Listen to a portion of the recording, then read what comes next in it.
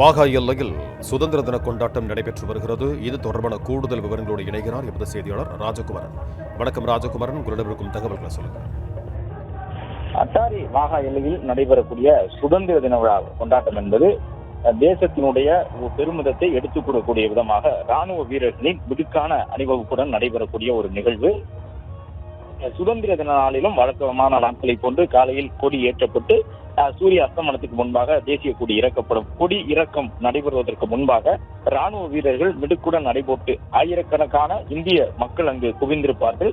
அவர்களுடைய ஆரவாரத்துக்கு இடையே நம்முடைய வீரத்தை பறைசாற்றக்கூடிய பல்வேறு கண்கவர் அணிவகுப்பு, கலை நிகழ்ச்சி உள்ளிட்டவற்றுடன் அந்த கொடி இறக்கத்துக்கு முன்பாக நம்முடைய வீரத்தை பறைசாற்றக்கூடிய நிகழ்வுகளில் பங்கேற்பார்கள். அந்த அடிப்படையில் வாகா எல்லையில் தற்பொழுது சுதந்திர கொண்டாட்டம் தொடங்கி நடைபெற்று வருகின்றது. பல்வேறு கலை நிகழ்ச்சிகள் நடைபெறுகின்றன. ராணுவ வீரர்கள், இந்திய இளைஞர்கள் தங்களுடைய வீரத்தை பறைசாற்றக்கூடிய விதமான நிகழ்வுகளில் பங்கேற்றிருக்கின்றார்கள்.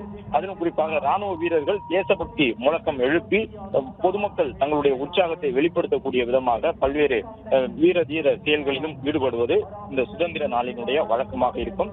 நாடு பிரிவினையை சந்தித்த பொழுது 1947 அட்டாரி வாகா என்பது மிக முக்கியமான ஒரு எல்லை பகுதியாக இருந்தது. அதனுடைய மேற்கு எல்லை பாகிஸ்தானுக்கு வழங்கப்பட்டு கிழக்கு எல்லை இந்தியாவிற்கு வழங்கப்பட்டது. அந்த அடிப்படையில் இந்தியா பாகிஸ்தான் இடையிலான இந்த வாகா எல்லைக்கோடு என்பது ஒரு முக்கியமான புவியியல் முக்கியத்துவம் வாய்ந்த ஒரு எல்லைக்கோடு. ஒவ்வொரு நாளும் இங்கு நடைபெறக்கூடிய அந்த நிகழ்வுகளுக்கான ஆயிரக்கணக்கானோர் குவிவது வழக்கம்.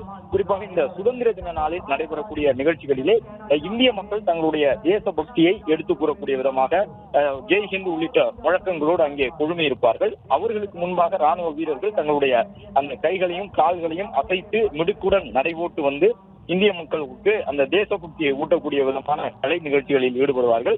தற்போது நடைபெற்று வரக்கூடிய இந்த கலை நிகழ்ச்சிகளையும் காண்பதற்கு வழக்கம் போன்று பல்லாயிரக்கணக்கானோர் அங்கு குவிந்திருக்கின்றார்கள். தேசபக்தி முழக்கத்தோடு அவர்கள் ராணுவ வீரர்களுடைய அந்த மிடுக்கான அணிவகுப்பையும் பல்வேறு இளைஞர்கள் இணைந்து நடத்தக்கூடிய அந்த கலை நிகழ்வுகளையும் கண்டுகளித்து வருகின்றனர். பிளே ஸ்டோர் மற்றும் ஆப் ஸ்டோரில் இருந்து பாலிமர் செயலியை QR கோடு மூலம் பதிவிறக்கம் செய்யுங்கள். செய்திகளை உடனுக்குடன் பெறுங்கள்.